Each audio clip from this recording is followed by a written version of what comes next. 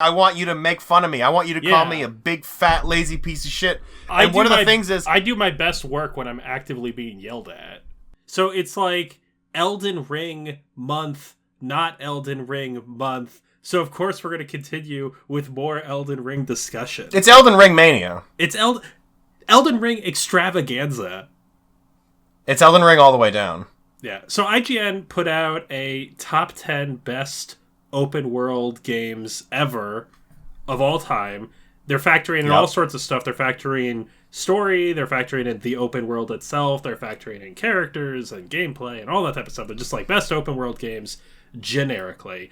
And I don't really want to talk about that list specifically, but I do want to talk about Elden Ring because I can't get enough of this damn From Software. And I want to talk about... The lore? No, I don't want to talk about the lore. I want to talk about the open world in Elden Ring. I want to talk about why it's different, why it feels so different from so many other open world games, and what it is similar to. I think, people are making comparisons to Breath of the Wild, and I think that's legitimate. I think Outer Wilds, which is a game we absolutely love, has similar things. It's a valid comparison. Yeah, it's not great, but it's a valid They're both open worlds about going around on a horse. Yeah, I mean, I think it's no secret that neither of us are super hot on Breath of the Wild, but I think it's undeniable that Breath of the Wild and Elden Ring are both doing a very similar thing in that you have an open world where you can go many different places. You kind of set your own agenda. You do not have waypoints on your map. You do not have... Okay, I was going to say you don't have a quest, but Breath of the Wild does have a quest log. But, you go into these dungeons, you go into these shrines, you get something done, you get a reward. Like, it's very different than what you would expect from an Assassin's Creed, a Far Cry, a Watch Dogs. Give me some more open world games that aren't good. You get what I'm saying? You picking up what I'm putting down? I'm trying to see if you have a point here, but it's hard to see. I got a point. I only have one functional eye, as you may have noticed. That's the chin impacts your brain.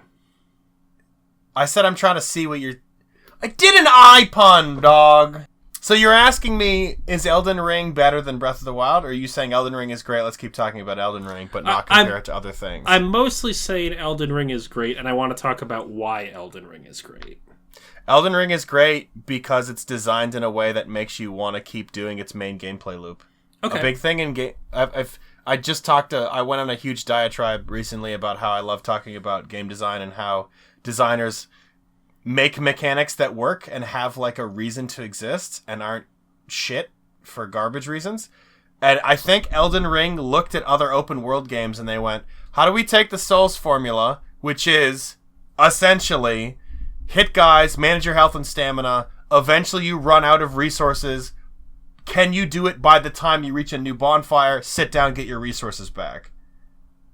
There's exploring there. It's not open world levels of exploring. So they went, how do we adapt that to an open world? And they said, okay, what parts of that formula would we have to tweak? Running out of flasks. You're going to run out of flasks if you want to do an open world. If it's like, in a classic Souls game, I'm going to do a thing for a minute here. Okay. I love you. Just sit. Just give me a minute. Let me talk. Time out. Should I leave? No, you can stay. You put Beauregard in the chair. I'll talk to Beauregard about this. He'd love talking about Elden Ring. So my impression of the way they designed the game is they said it would be annoying in an open world game to keep having to go back to a bonfire to get your flasks back. We should make a gameplay mechanic that supplements, that stands in for going in for a bonfire. So they put this mechanic in place that's, okay, if you kill a group of enemies that's preset, it's pre-designed that if you kill all of them in a group, you get flasks back. And that pushes you forward to go, okay, I have one flask. I can either go back to the bonfire and everybody respawns, or I could kill these last 6 guys and use up that flask, but I get like 4 back, or I get 2 or 3 back or whatever. That's really good design. And people sat down and thought about that.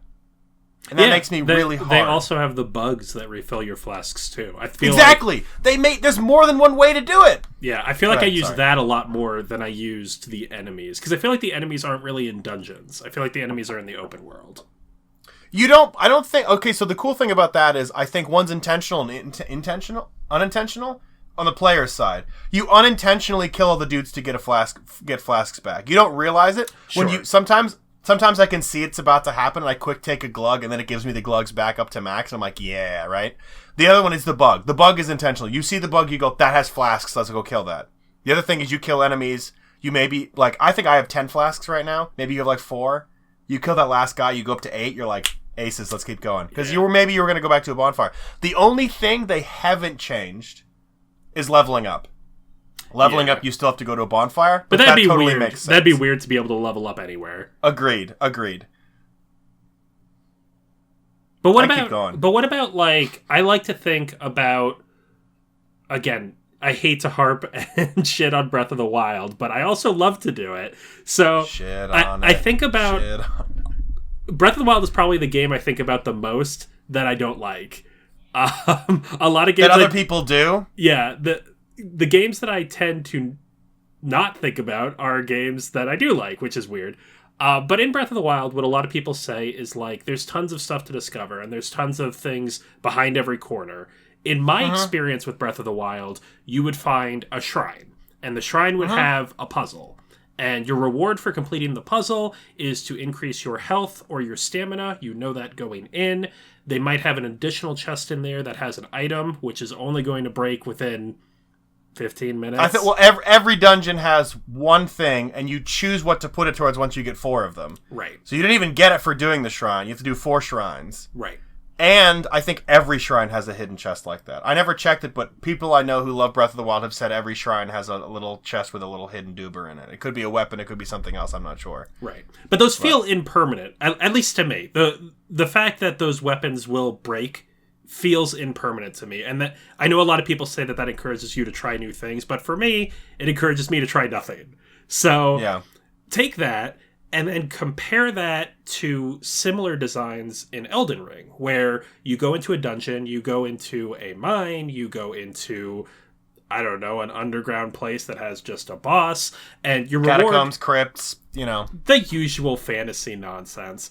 But your reward for that feels much more varied to me. You can get an Ash, you can get an Ash of War, dumb that they're named very similar, you could get a magic spell, you could get a weapon, and then even if that is not relevant to your character at all, which I feel like it was rarely for me because I played like a stupid idiot most of the game where I used the same weapon.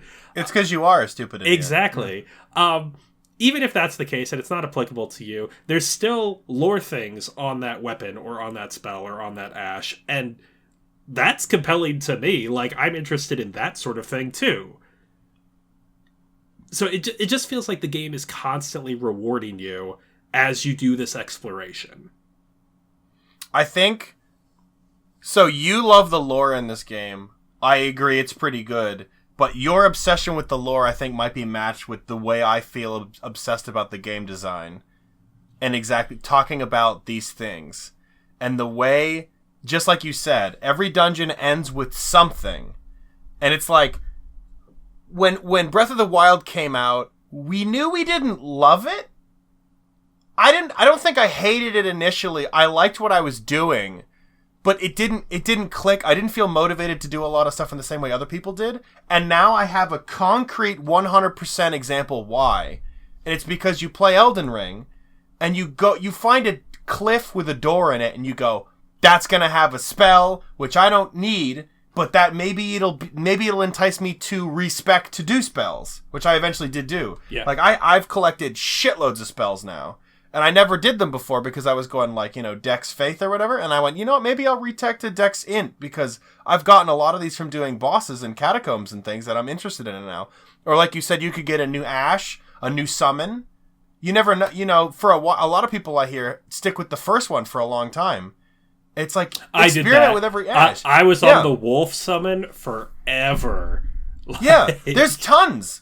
Every turn, some of the flipping, some of the little scarab balls are spells. Some of the scarab balls are ashes. I don't think any of them are the ashes of war, not ashes, but still, you get those from the bosses in the catacombs and the dungeons.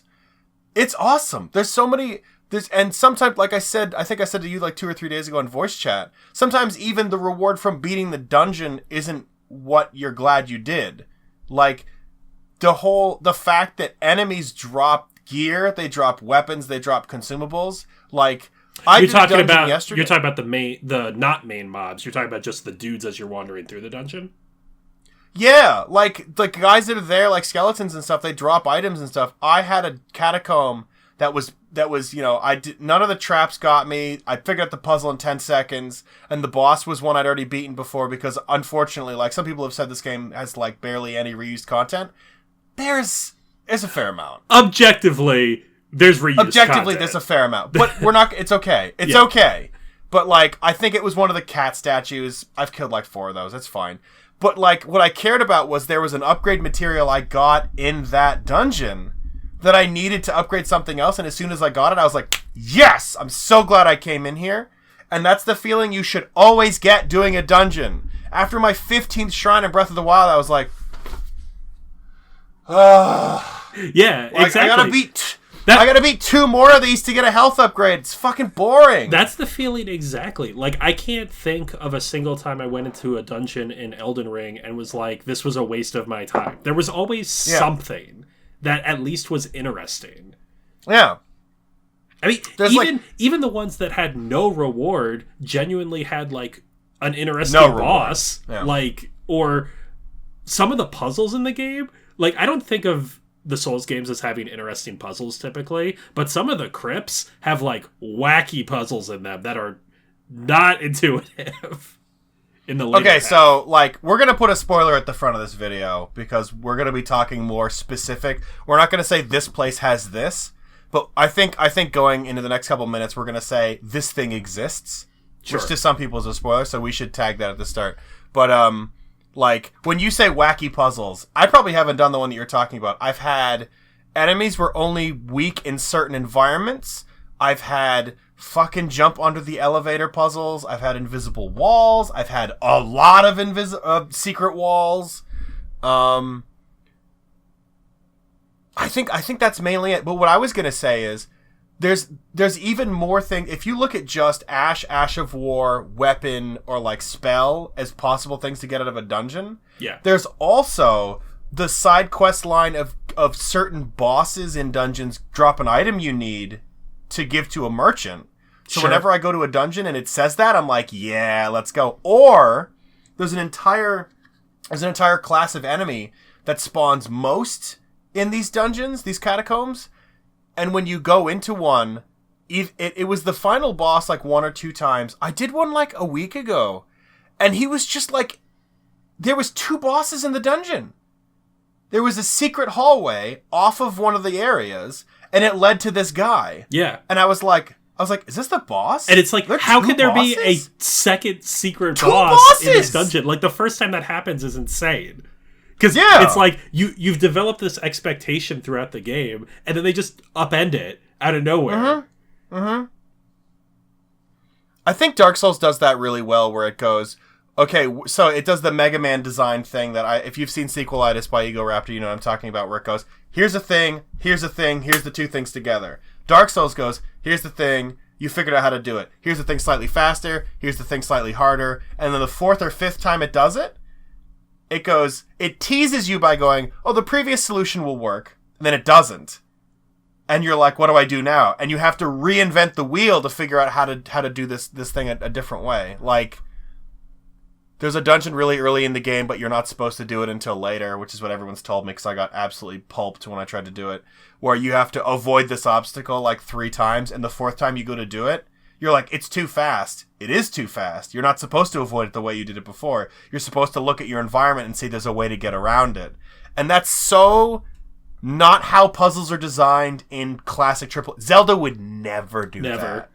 No, they go, here's a bow and arrow, shoot the boss in the eye. Yeah. Dark Souls goes, here's a bow and arrow, use the sword, fuck you. Not supposed to use the bow. Bow makes him stronger or whatever, right? They would never do that. Yeah. And it seems like Elden Ring is also encouraging you to be like, this is too much for me for one reason or another. Like, this boss is too hard, this area has too many enemies, I can't figure out this puzzle. It seems to be totally fine with you being like, I'm going to come back.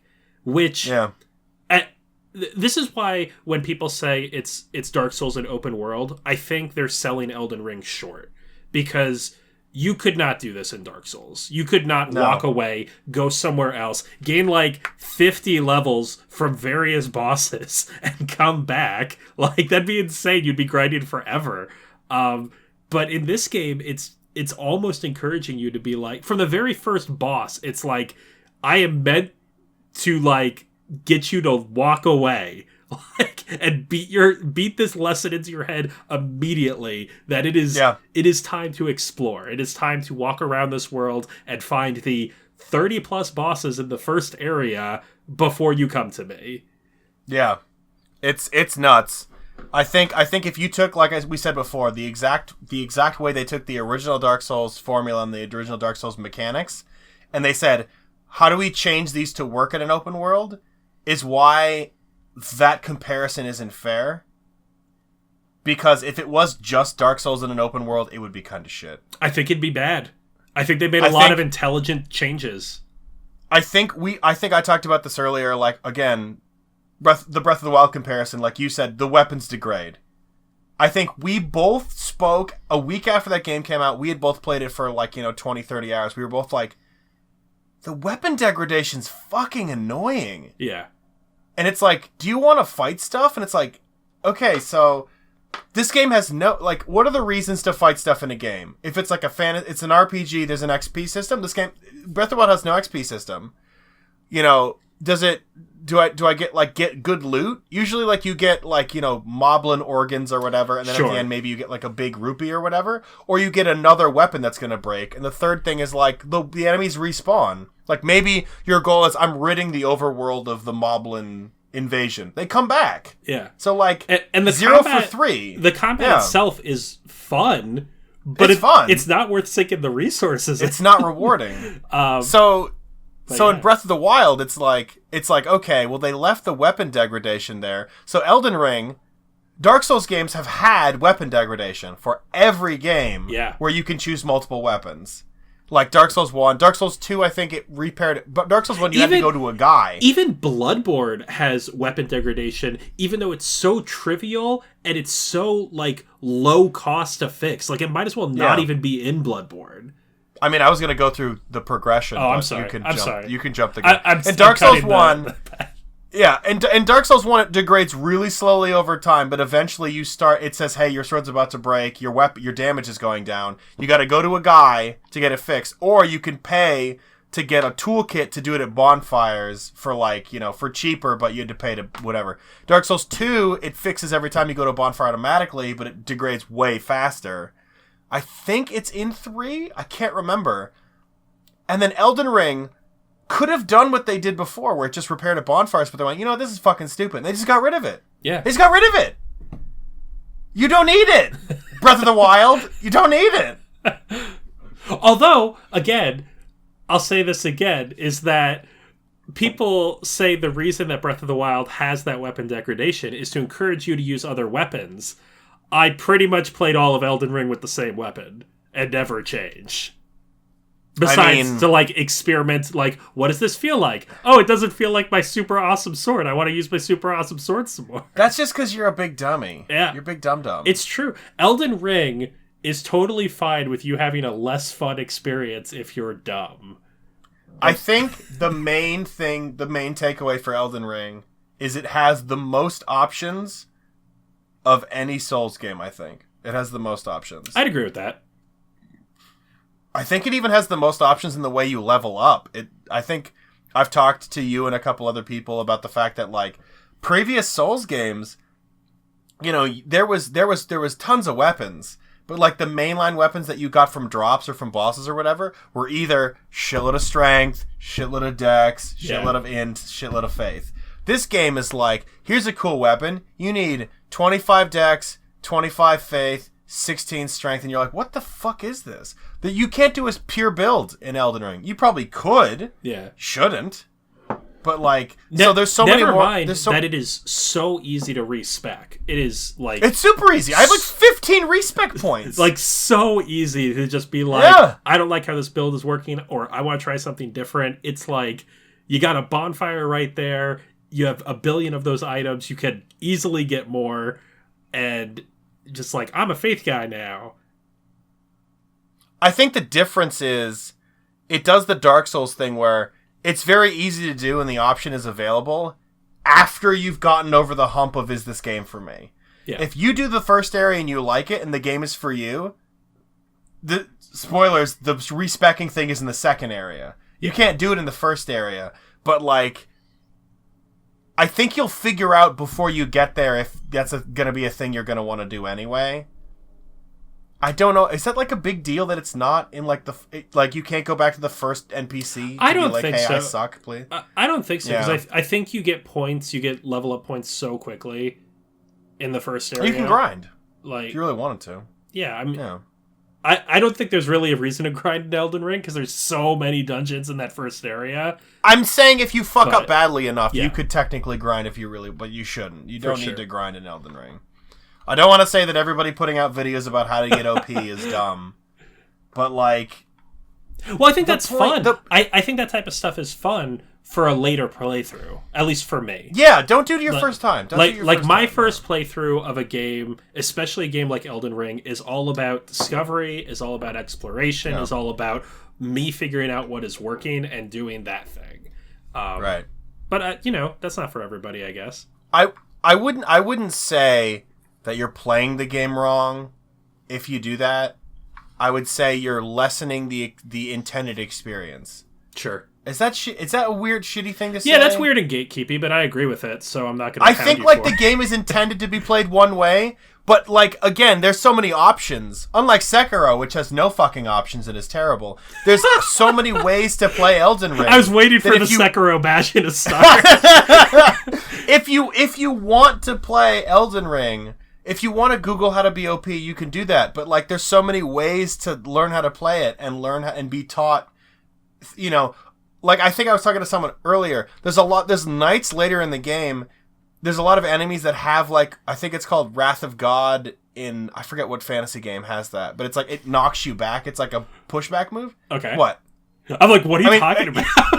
You talking about Magic the Gathering right now? Okay. That's the thing where it like wipes the board. That's a different thing. I'm not talking about that. There's knights in a certain area that if you do the classic Dark Souls thing where you like walk around behind them too much, they go like that and they push you away. But it does no damage. Because the game is saying, dude, do you really want to just like backstab? Yeah, stop backstabbing this guy. Like, you can backstab, but the game is like, don't you want to learn how to like parry and fight with a shield and like counter shit? Don't just like don't just roll behind and poke in the back. Like that's viable, but we're gonna try to be like, no, don't do that too much. And like I said, it doesn't do damage. It's not like, because it could. Oh my god, could it? It could do half your health. Oh my god. There's so many enemies whose like attack is a wombo combo. There's a guy who like electrifies his sword and he swings down, and if you're not in range of the sword swipe, like the sword hit, it then does a direct bolt of lightning where you're standing. Yeah. And if the first one hit you, the second one also hits you. And it does like 3/4 of your health. The follow-up combos in this game are really nasty. They're really bad, yeah. But that same guy does the pushback move, and it doesn't hurt you. So clearly, they were like, if you get hit by this sword swipe, you deserve it. But if you're too close trying to do the, baby poke in the butt strats, get out of here with that. We're not okay with that anymore. Learn how to do the sword combat, right? Yeah. Let's talk about the thing you just said that I forgot immediately. What thing? You were about to segue to something. I said the wombo combos are nasty. Yeah, the wombo combos are bad in this game. Yeah. You get we just one said strong so attack. many nice things. Let's say we're transitioning to bad stuff. You want to talk about bad stuff? What is going on with the summoning in this game? You mean how? Okay. So like, you go into a game with an expectation, and whether that's based in marketing or based in fact of what the game actually provides is two different things. You looked at one game and you went, oh, I hope that has multiplayer, and it says, yep, No Man's Sky's gonna have multiplayer, and then it launches and it fucking doesn't. That's one thing. That's we were alluded to that it would have multiplayer, but it doesn't, right? It's not a big open world. This game, like the previous Souls games, has been like, yeah, you can summon people. It'll work exactly the same. Trust us. Eventually. Eventually. And they're saying the servers are overloaded. I guess that's true. But like, you can't summon fucking anybody in this game. You can't summon anybody for anything. Anyone that you want to. If you want to summon random people, it seems to be working. I can't summon random people. Oh no? Okay. No, I've been popping the summon item like every so often just to see if there's signs. No signs. I see no signs anymore. Damn.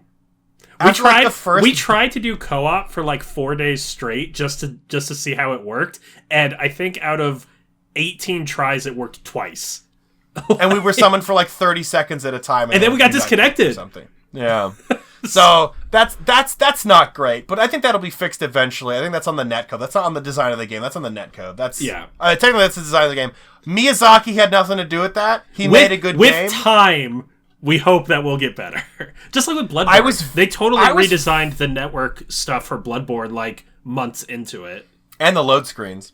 Well, yeah. I was initially very down on the game because I bought it specifically to do summoning, because we have, I think they're probably hidden by now on our YouTube channel, but we had the Poop Crew, which was Yumi and a friend, where we would play Dark Souls 3 and just run around just shitting on everything, like, yeah, fucking poop on him. And I wanted to do that with Elden Ring. It's fun. I do want to do a playthrough where we do that in Elden Ring. I do want to do that. And it's like, that's after you've already beaten the game. Yeah. That's just like, you're going back to just be like the hit squad. You remember the Rick and Morty thing?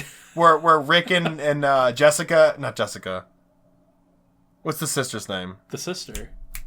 Don't worry about it. Whatever.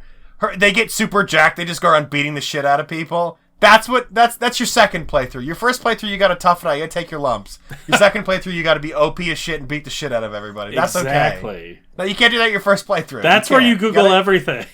That's where you Google everything. I'm missing like 3 cookbooks for crafting right now, and I'm like, I want to know where they are so bad, but I can't Google it, but I want to know. Yeah. Oh, man. I'm super lucky I found the cookbook that lets you get rid of Scarlet Rot, or I would have cried. Oh, my God. Just run through like a man and heal through it. Come on. That's what I did. Yeah, but I mean, when's next bonfire going to be? You can't trick me, Miyazaki. I'm not calling it a grace. It's a bonfire. Go fuck yourself. Yeah, it's a bonfire. Not calling it a grace. Sorry, buddy. It's forever a bonfire. So, do you see? It's made of wood. It's bonfire. It's March. Do you foresee any game topping this, or even being in contention for Game of the Year? Is it already decided? So I know we talked about at the top of the year. We talked about games we're looking forward to in a previous Biweekly breakdown. Nice plug. Always be shilling. Lego Star Wars, no. The Sonic open world game, no. Any of your fucking dumb board game, no. What else is coming out this year? Oh, right. Isn't what's the Bethesda game coming out this year? It's not coming out this year. Starfield? That's not coming out this year. No. They say it is. It's not. This is a lie. No. Maybe it's not a lie. Maybe they really believe it's coming out this year. I don't believe them.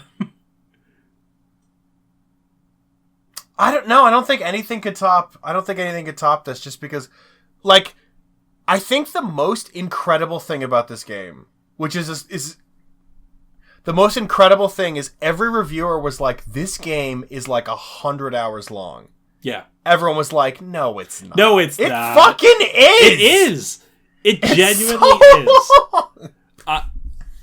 I must have sunk like 140 into it at this point. Like, it is, and I've barely seen anything, I feel like. Because that's the thing, right? You find something crazy in Elden Ring, and it's off the beaten path. It's in a dungeon, and it's not main path. And then you go, what am I missing? What haven't I seen? And that just encourages you to keep playing and keep playing more, and it's nuts. It is genuinely shocking. I think I have 80 hours in right now, 70 to 80, and yeah, I think I'm at the part where I think there's going to be a rug pull. I'm close to what I think is supposed to be the end of the game, and they're going to fuck with me. There's going to be like 60 more hours, for fuck's sake. Well, if you remember, I posted something to you like when I was 3 days in. So actually probably about the hour mark that you're at right now. And I posted something to you that said, I'm waiting for what the twist is. I'm waiting for the big thing to happen. Agreed. And that day the big thing happened. Ah! So, You're not done I don't yet. want to put it in stone. But we're really going to try to shoot to make a video on another video about Elden Ring for probably next week.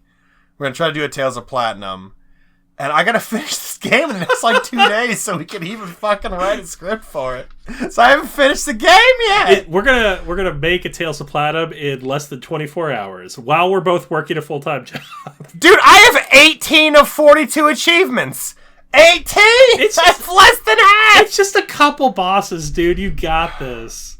To be fair, I'm at a point in the game where every boss I kill gives me an achievement. There you go.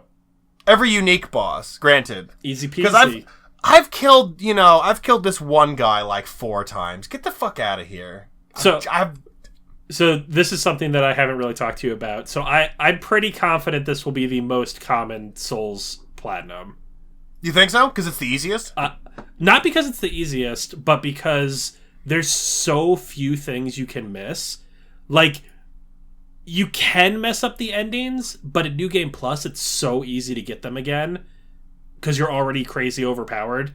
And it's been 2 weeks and it's still at 14%. It's been about that for the last week and a half. I don't know. No? Okay. I'm guessing it's going to be in the 20s. I think this is going to be pretty common. Let me do a quick check on the old PSN Run the numbers. I'm running the numbers. Get the PSN profile number cruncher out here. Get your accountant calculator going. So 16% Dark Souls 1. Okay. 17% Dark Souls 2. 17% Dark Souls 3. 10% OG PS3 Demon Souls. Demon Souls PS5 is at 28%. That's crazy. It is crazy. Bloodborne is 21%, 13% with the DLC, and Sekiro is at 27%. That's also crazy. I guess at this point people know, right? They know if these games are for them, and they don't get them if they're not for them. I think I've mentioned to you before. My wife was like, "Hey, are we getting Elden Ring?" And I was like, "Yes." And she was like, "I really want to play that." And I was like, "Do you?" And she was like, "Yeah, I mean, and I didn't find out why until the day of. And she has no Souls history, right? She's never played a Souls game before. And I of course, as the benevolent husband that I am, I bought my version for PS5 and I bought her version on PS4. So we go to pick it up day of in a fucking blizzard in New England. And she goes to put the 2 copies out. And he goes, "Okay, here's your 2 copies." My wife goes, "You got me one?" And then the fucking desk clerk goes, "Yo, sorry for ruining the surprise, bro." I was like, "Thanks, man. Thanks." It was going to be and here's your copy because I wanted to play with you. And she's going to go, "Oh," but she goes, "Oh, you got me one?" And I was like... So what was the reason? Why did she want to play? She goes, "Oh, it reminded me of Dragon Age." And I was like, "Yes! Oh, no! Yes! It's nothing like Dragon Age!" That said, she has beaten 1 shard bearer. That's She's pretty good. beaten 5 big named bosses. That's good. Every time she does really poorly for an hour, she goes, "If only I could summon." And I'm like, I know. It's not my fault. It's not my fault, the network. It's bad. So I think what I'm going to do is I might make a new character and get up to soul level 40 or whatever she is. And then I don't know what it is. I don't know why she can't see anybody. It's been 2 weeks. How's it not fixed? Probably because she also only has 1 eye. My wife has 2 eyes. Oh, okay. For those who don't know, because I don't think I completely explained it I made a community post on YouTube. I was trying to disassemble my garage door in my wife's side of the garage, and I got off of a ladder, and I stepped on the end of a rake. I believe... Can I leak the DMs? No? Okay. I was going to say what you said to me, but that's okay. What did I say to you? What did I say? You described it as some Looney Tunes shit. I did say some Looney Tunes and I was like, shit. I don't know what that means. And then you had to, elaborate. I stepped on a rake, and I stepped on the end of a rake, and the pole came up and hit me directly on the eyeball. Not like this. Not this. The tip hit me on the eyeball. What are the odds? How... You couldn't do that again if you tried. I fucking won't. I have never been in so much pain. And it was one of those things where it hit me and I went, ow, this hurts really bad, but I'll get over it. And the person in the room with me immediately runs over and opens my eyelid to look into my eye to see how bad it is, to see if I'm like, cloudy or, bloodshot or whatever. And blood was coming out of my eye. And she goes, we're going to the ER right now. And I went, no, I'm fine. And she goes, shut the fuck up, get in the car. So we went to the ER, and every person I talked to, I said, I got raked in the face like Looney Tunes. Or some variation of that sentence. And they went, what do you mean? And I went, how does nobody know what that means? Step on a rake. Boom. Sideshow Bob? Like, what do you want me to say? Tom and Jerry hit in the face with a rake. It's like, it's from the 1930s. It's first grade SpongeBob. It's first grade SpongeBob.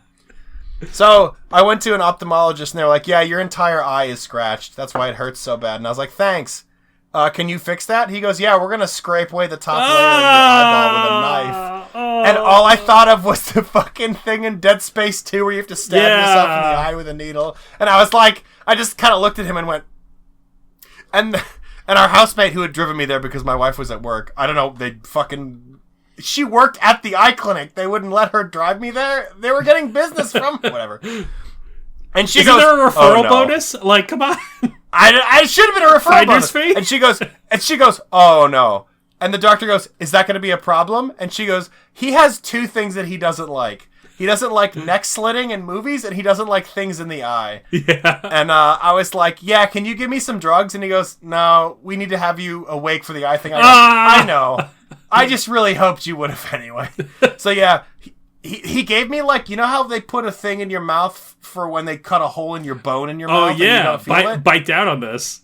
Yeah, they do that for your eyeball. They just like put a fucking, they medically make your eyeball not feel anything. And then they literally shine a light so bright in your eye, you can't see, but they can see your eyeball. Sure. And they just go, ah! Why? And it just feels like a light touching. Why are you submitting our viewers to this? Because they need to know the pain I endured. For them. For Elden Ring. For Elden Ring. So after like 3 days of not being able to see out of my other eye and it like hurting to try to focus with one eye, because I don't know if you know this. If you look with one eye, the other eye tries to do the same thing. Oh yeah, sure. So if I tried to look at Elden Ring with my right eye, my left eye would go, we can do that. Ow! Fuck! So I couldn't, even though I was off work, I was like medically disabled for 4 days. I was like, can I play Elden Ring? Ow! No, I can't play Elden Ring. So that's why I'm like a week behind. It's ridiculous. I'm still trying to catch up!